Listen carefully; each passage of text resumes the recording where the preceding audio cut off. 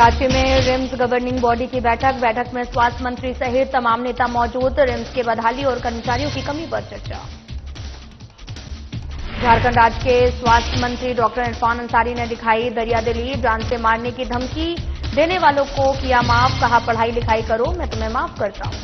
राज्य में संजय सेठ ने की प्रेस कॉन्फ्रेंस। प्रधानमंत्री के जन्मदिवस पर कार्यक्रम आयोजित, कार्यक्रम को लेकर दी जानकारी। कोडरमा में शिक्षक अभिभावक की हुई बैठक आयोजित। विकास मंत्री ने सुनी छात्राओं की समस्याएं। मंत्री ने योजनाओं का किया शिलान्यास। शहीद जोन बेटों की पुण्यतिथि पर लोगों ने किया नमन। वेटर्स इंडिया ने आयोजित किया श्रद्धांजलि कार्यक्रम।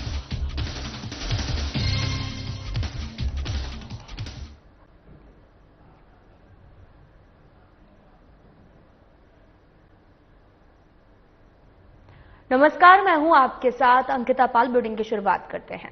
उच्च न्यायालय के निर्देश पर आज रांची में रिम्स गवर्निंग बॉडी की बैठक हुई है। बैठक में झारखंड उच्च न्यायालय के रिटायर्ड जज ऑब्जर्वर के रूप में मौजूद रहे हैं। इनके अलावा राज्य के स्वास्थ्य मंत्री डॉक्टर इरफान अंसारी, रक्षा राज्य मंत्री संजय सेठ, के एक विधायक सुरेश बैठा और रिम्स के निर्देशक डॉक्टर राजकुमार समेत कई आला अधिकारी बैठक में शामिल हुए। बैठक में रिम्स की बदहाली, कर्मचारियों की कमी और पुराने उपकरणों जैसी समस्याओं पर चर्चा हुई। गवर्निंग बॉडी की 61वीं बैठक में 16 प्रस्तावों पर चर्चा हुई। अगली बैठक 9 अक्टूबर को होगी और बैठक के बाद में स्वास्थ्य मंत्री डॉक्टर इरफान अंसारी ने कहा, सरकार का मकसद रिम्स की व्यवस्था में सुधार करना है। उन्होंने कहा कि खराब पड़ी वेंटिलेटर को बनाया जाएगा और इसके साथ ही 100 नए वेंटिलेटर की खरीदारी भी की जाएगी।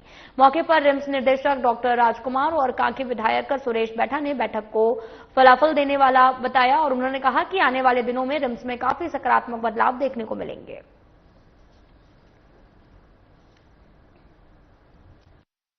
जीबी का मामला नहीं था। हमने निर्देश दिया है डायरेक्टर को। हम लोगों ने कहा है कि आप डायरेक्टर हो, ये आप देखो ये सब निजी प्रैक्टिस कौन करता है, नाम बताओ हमको। जीबी में बैठक में एजेंडा ला देना और ये कहना कि नहीं हमको पता ही नहीं कि कौन करता है, तो फिर तो ये गलत बात है। मंत्री जी, ये एजेंडा नहीं आना चाहिए था। जो अगर प्राइवेट में कोई प्रैक्टिस करता है तो हम लोग उसको सारा अलाउंस देते हैं, सारा पैसा देते हैं, प्राइवेट प्रैक्टिस का ही पैसा देते हैं। तो ये सारी बातें आई और अभी देखेंगे आगे जासूसी का रुक जाएगा क्या?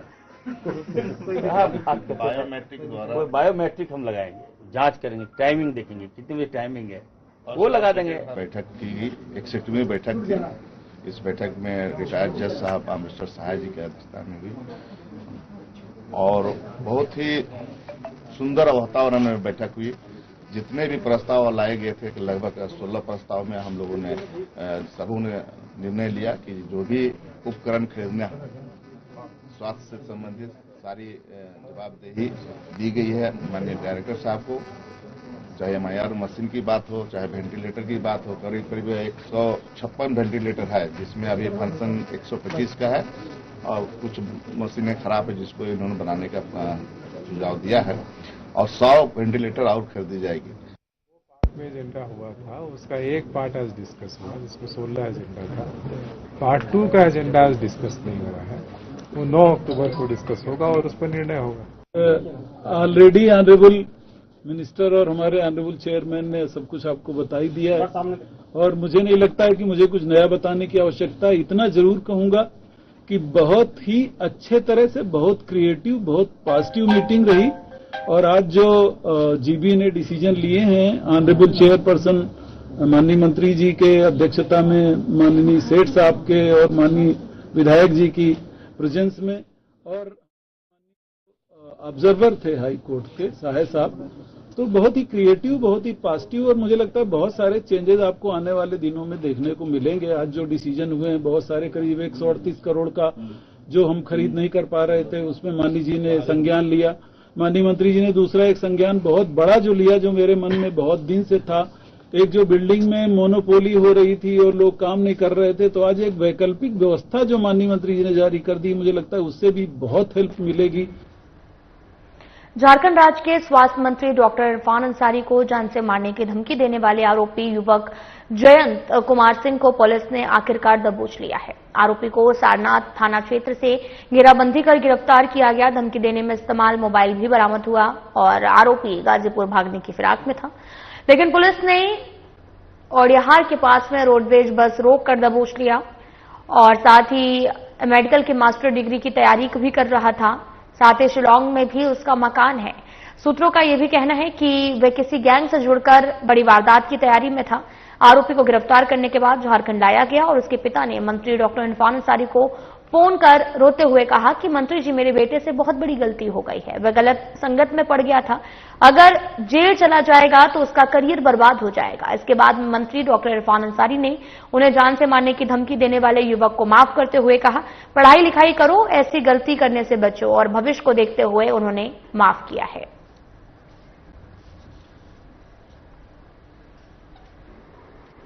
धन्यवाद दूंगा झारखंड पुलिस को, मैं डीजीपी को धन्यवाद दूंगा, बोकारो के एसपी को धन्यवाद दूंगा और लोकप्रिय मुख्यमंत्री जी को धन्यवाद दूंगा कि कोई भी साजिश करता बच नहीं पाएगा। मैंने कहा मुझे क्या है यार, तो मैं 24 आवर तो काम करता हूं। और जो लड़का को पकड़ के लाई है पुलिस, वो भाग रहा था, आसपास में उसका कोई गैंग था, लेकिन जो बताया जा रहा है कि मेडिकल का लड़का है, तो कुछ कॉन्स्पिरेसी था, वो जांच कर रहा है। लेकिन उसके फादर ने कहा है कि मेरे बच्चों को क्षमा कर दिए मंत्री महोदय, हमने 500 रुपया का सैलरी से बच्चों को पढ़ाया है। तो ये बातें हमें टच कर गई, तो हम बात कर रहे हैं एसपी से और नंबर लेके छोड़ दिया, माफ कर देंगे, हम क्या करेंगे, आप जानते हैं मैं दयालु आदमी हूँ। उनके फादर का कॉल है? हाँ, उनके फादर का कॉल है, वो फादर भी आ रहे हैं मेरे पास। तो बताया गया कि मैं शिलांग में रहता हूँ, बच्चे लोग नादानी कर दिया, इनका जो फ्रेंडशिप सही नहीं है, यहाँ ठीक रहता है, वहां जाता है तो वो कुछ बजरंग दल टाइप का लड़का लोग से सती संगति है, तो उसने सिखाव का दिया था, आगे इसको कर दिया, मास्टरमाइंड कोई और है, तो मास्टरमाइंड का हम लोग जांच करवा रहे हैं। बार बार आपको धमकी मिल रही है, आपको नहीं लग रहा कि पूरी सिक्योरिटी और बढ़ाने की जरूरत है? मांग करें? नहीं, मैं नहीं मांगता, तो मुझे कोई जरूरत नहीं, मुझे मार दे कोई, क्या है, मेरा क्या है, काम करने के लिए आया हूँ, जितना दिन मैं लिखा होगा उतने दिन जिएंगे, जनता को अच्छा काम करके दे रहा हूँ, कम से कम चर्चा तो हो रहा है, नाम तो हो रहा है। राजधानी रांची सहित स्थित सांसद कार्यालय में रक्षा राज्य मंत्री संजय सेठ पत्रकार वार्ता आयोजित कर पत्रकारों को संबोधित किया। इस संवाददाता सम्मेलन के माध्यम से देश के प्रधानमंत्री जन्मदिवस पर आपको बताते चले कि भारतीय जनता पार्टी ने सेवा पखवाड़ा के तहत झारखंड में कार्यक्रमों की होने वाली श्रृंखला के विषय में आगामी पूरी जानकारी को साझा किया है। रांची के सांसद रक्षा राज्य मंत्री संजय सेठ ने बताया कि प्रधानमंत्री के जन्मदिन को लेकर 17 सितंबर से लेकर 2 अक्टूबर तक सेवा पखवाड़े के रूप में मनाया जाएगा। कार्यक्रम का आयोजन महानगर बीजेपी और ग्रामीण बीजेपी की ओर से किया जाएगा। सेवा पखवाड़ा की शुरुआत 17 सितंबर को हवन और पूजन के साथ होगा। इसके बाद 18 सितंबर को अखबार बांटने वाले वेंडर को सम्मानित कार्य किया जाएगा। रक्षा राज्य मंत्री ने बताया कि आगामी 19 से 21 सितंबर के बीच में झारखंड में पहली बार ईस्ट टेक डिफेंस एक्सपो का आयोजन किया जाएगा। एक्सपो के माध्यम से रक्षा क्षेत्र में एमएसएमई और स्टार्टअप को बढ़ावा देने के अवसरों को तलाशा जाएगा।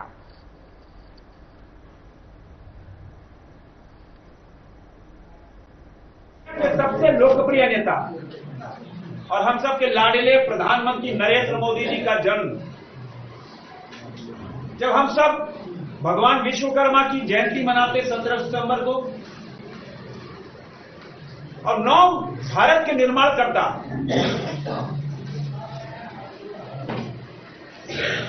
जिनका पूरी दुनिया आज मोदी की ओर देख रही है, पूरी दुनिया मोदी को विकास का एक ब्रांड एम्बेसडर मान रही है।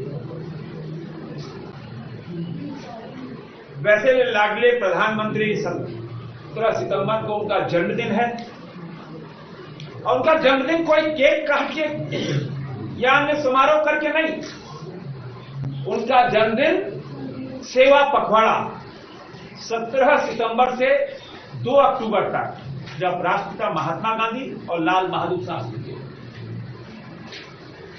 उस सेवा भाव से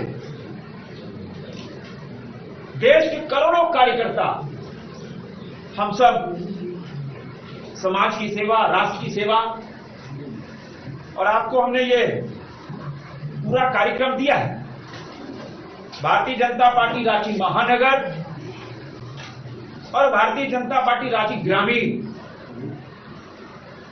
कोडरमा में संचालित पीएम परियोजना बालिका +2 उच्च विद्यालय में शिक्षक अभिभावक की बैठक आयोजित हुई, जिसमें मुख्य रूप से केंद्रीय महिला बाल विकास मंत्री अन्नपूर्णा देवी और स्थानीय विधायक डॉक्टर नीरा यादव, जिप अध्यक्ष रामधन यादव, उपायुक्त ऋतुराज सहित कई जनप्रतिनिधि अधिकारियों ने भाग लिया और इस दौरान छात्राओं और अभिभावकों की समस्याओं को सुना गया और निराकरण की बात कही गई।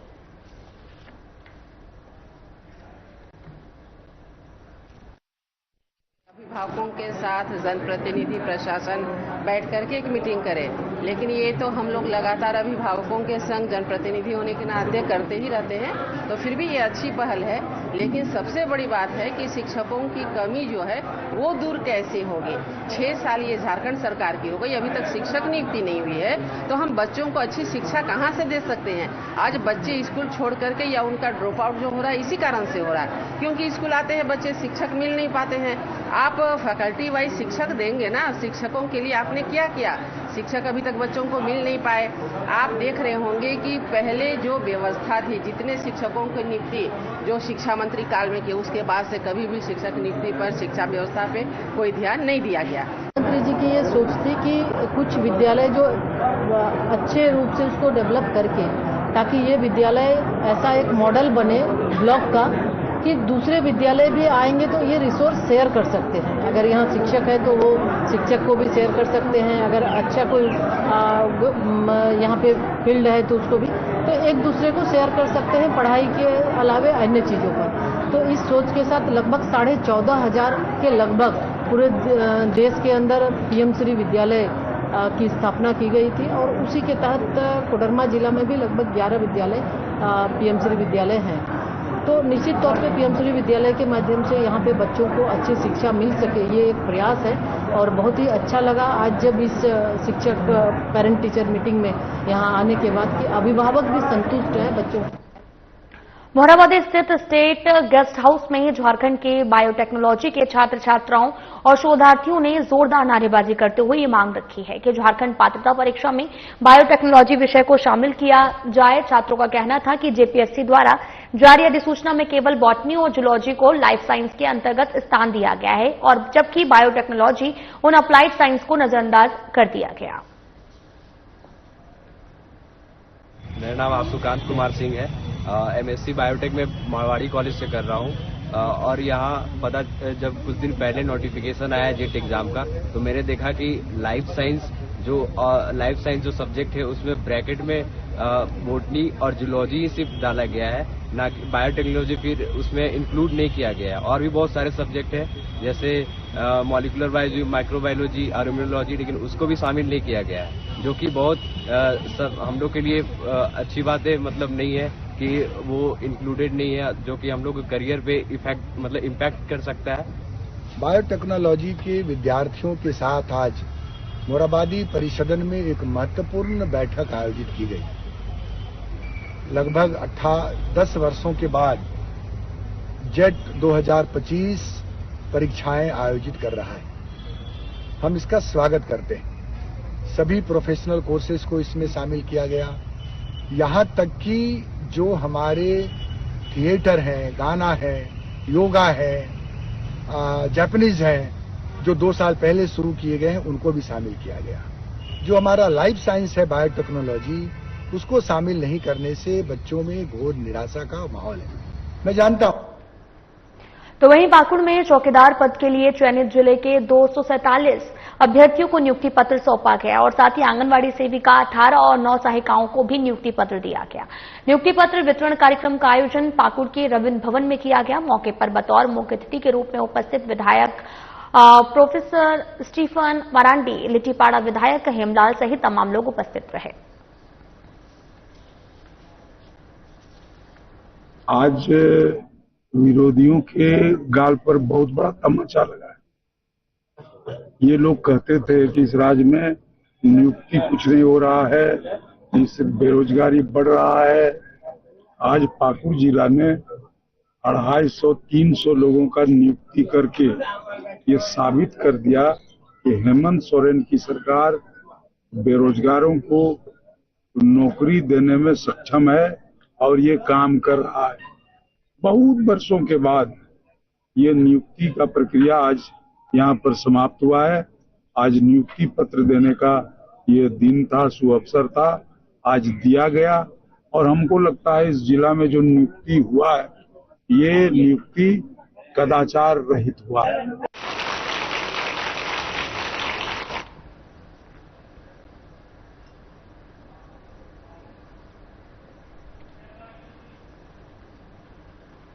वीर चक्र से सम्मानित शहीद जोन बिट्रो की पुण्यतिथि पर लोगों ने उन्हें नमन किया है।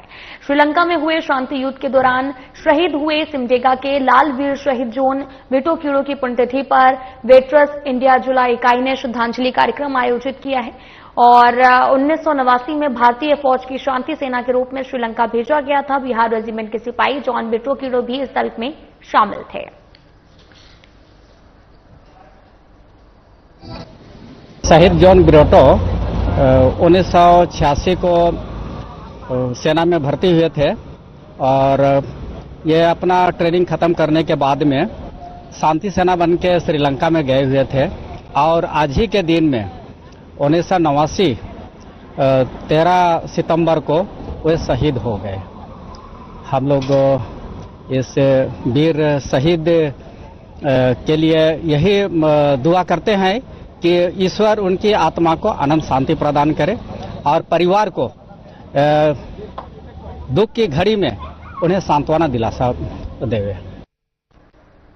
जमशेदपुर में नशा मुक्त और ट्रैफिक को लेकर पोटका की परियोजना बालिका में 12th उच्च विद्यालय में जागरूकता अभियान चलाया गया, जिसमें पंचायत, जनप्रतिनिधि, ग्राम प्रधान, स्कूल के शिक्षक और मिराकी संस्था की टीम शामिल हुई।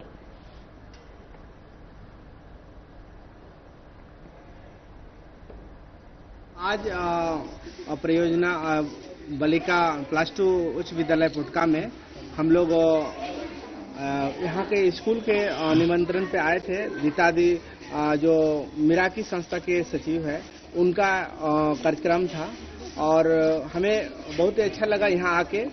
इतना सारे बालिकाओं को हम लोग नशा मुक्त के लिए हम लोग जागरूक करने का मौका मिला और यहाँ पर बहुत ही अच्छा पढ़ाई भी हो रहा है और हमारे इस स्कूल के इस विद्यालय के हमारे प्रिंसिपल हमारे सुधांशु मंडल जी, जो हमारे पुराने मित्र है, इनका देख रेख में और अच्छा बात जी जोहार।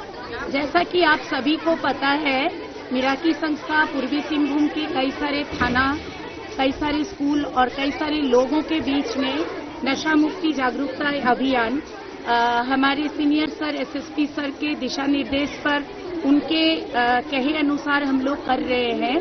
आज पोटका प्रखंड के पोटका में +2 बालिका विद्यालय में सुधांशु मंडल जी, जो यहाँ के प्रिंसिपल है, उनके साथ वार्तालाप के बाद मुझे यहाँ 400-500 गर्ल चाइल्ड जो 9 से लेके 12th की बच्ची हैं, इनके बीच में मैंने 3 मुद्दे के ऊपर सिलसिलेवार ढंग से आज ये कार्यक्रम किया। आज मिराकी संस्था के द्वारा विद्यालय में नशा मुक्त और ट्रैफिक रूल्स के बारे में बच्चों को विस्तृत जानकारी दी गई है। जैसा कि हम लोग जानते हैं कि नशा जो है हमारे समाज के लिए एक बड़ा अभिशाप है। नशा के कारण नगर निगम पदाधिकारियों ने आगामी त्योहार को ध्यान में रखते हुए नगर निगम क्षेत्र के पूजा पंडालों के प्रतिनिधियों के साथ बैठक कर आवश्यक दिशा निर्देश दिए हैं। बैठक में निगम पदाधिकारियों ने पूजा अर्चना की है। अभी आप लोगों की उपस्थिति में हम लोगों ने सारे पूजा पंडाल वालों के साथ बैठक किया है। मुझे लगता है कि हरियाणा के सभी वार्ड का प्रतिनिधित्व था यहाँ पे। तो हमारा जो कॉमन व्यवस्था नगर निगम के द्वारा होगा, जिसमें सफाई की व्यवस्था और जो हमारा लाइट का व्यवस्था है या फिर पानी का व्यवस्था है, सफाई का व्यवस्था, ये सारा कुछ हम लोग करेंगे ही करेंगे। इसके अतिरिक्त पंडाल वालों की तरफ से जो पदाधिकारी जो है, उनकी तरफ से जो हमको लिखित में कुछ चीजें मिली है जो पंडाल में करने की आवश्यकता है। डीएमएफटी विभाग में तैनात लिपिक राजेश पांडे के 51 लाख रुपए के साथ रामगढ़ के गोला में पकड़े जाने के बाद में डीसी ने लिखित आदेश, कोई भी अधिकारी कर्मी बिना अवकाश स्वीकृत के मुख्यालय से नहीं जाएगा बाहर और कर्मी 1 लाख रुपए से भी अधिक की राशि के साथ कहीं आने जाने से पूर्व समाहर्ता के प्रमाण पत्र प्राप्त करना जरूरी है।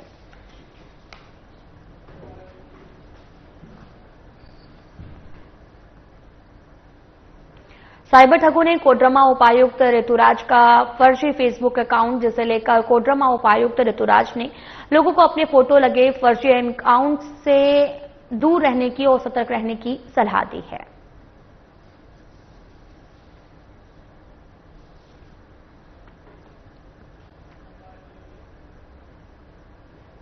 जामताड़ा पुलिस ने एक साइबर अपराध के आरोपी को गिरफ्तार करते हुए 60,000 रुपए लैपटॉप समेत अन्य सामान बरामद किया है। जामताड़ा सदर थाना क्षेत्र के पांडेडी में साइबर अपराध करने की गुप्त सूचना एसपी राजकुमार मेहता को मिली थी, जिसके बाद एसपी ने गठित टीम के छापेमारी कर एक साइबर अपराधी को रंगे हाथों गिरफ्तार किया है।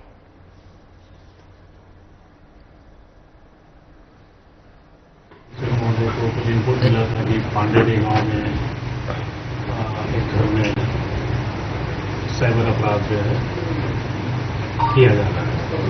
इस सूचना के आधार पर टीम गठित कर वहाँ से छापेमारी की गई और छापेमारी के क्रम में वहाँ से धनराज दास नाम का व्यक्ति जो है वो साइबर अपराध करते हुए पाया गया।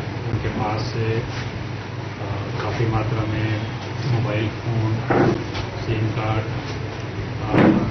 ATM कार्ड, इसके अलावा अन्य कार्ड पाए गए जिनका प्रयोग साइबर अपराधियों के द्वारा किया जा रहा है। इसके अलावा 60,600 रुपये नकद भी पाए गए। विगत कुछ महीनों से बोकारो जिला के शहरी और ग्रामीण क्षेत्र में स्थित सरकारी क्वार्टर में चोरों द्वारा गृह भेदन का काम बड़ी तेजी से चल रहा है, जो कि बोकारो पुलिस के लिए सिरदर्द बन चुका है। चोरों के द्वारा गृह भेदन की शिकायत बोकारो के कई थानों में दर्ज की गई है। इन कांडों के अनुसंधान और क्रिया गृह भेदन की बढ़ती घटनाओं की रोकथाम हेतु यहां पर अनुमंडल पुलिस अधिकारी बेरमो के संयुक्त नेतृत्व में घटनाओं के उद्भेदन हेतु एक विशेष टीम बनाई गई है।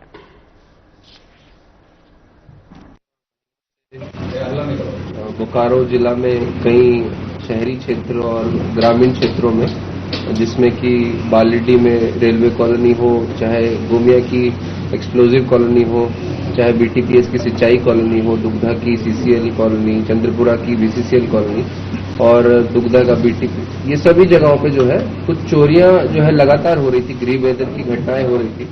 और इनमें एमओ क्या था, जो इनका चोरों का एमओ था कि ये जो सरकारी क्वार्टर होते थे, जो बंद पड़े होते थे, उनमें जो है रेकी करके दिन के टाइम चोरी करते थे।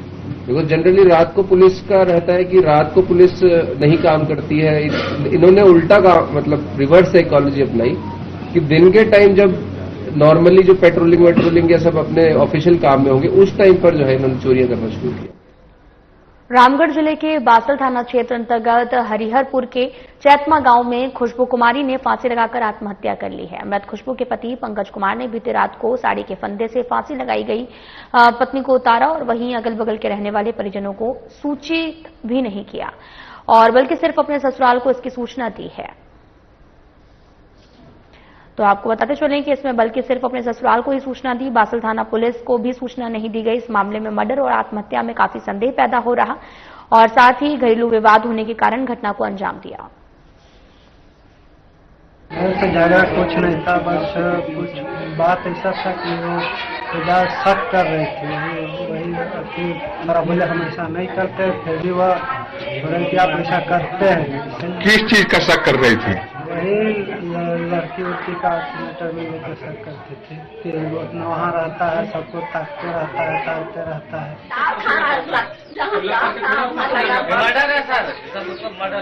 मर्डर है। कोडरमा जिला के नवलचाही थाना क्षेत्र अंतर्गत मसमोहना कब्रिस्तान के नजदीक टन में बह रहे पानी के सोती में लवारिस हालत में एक अज्ञात युवक का शव नवलचाही पुलिस ने बरामद किया है। शव को देखने से यह प्रतीत हो रहा किसी मजदूर का शव है और 2-3 दिन हो चुका है। शव काफी बदबू दे रहा था। वहीं शव की पहचान पुलिस नहीं कर पाई है। मामले की जांच लगातार जारी है।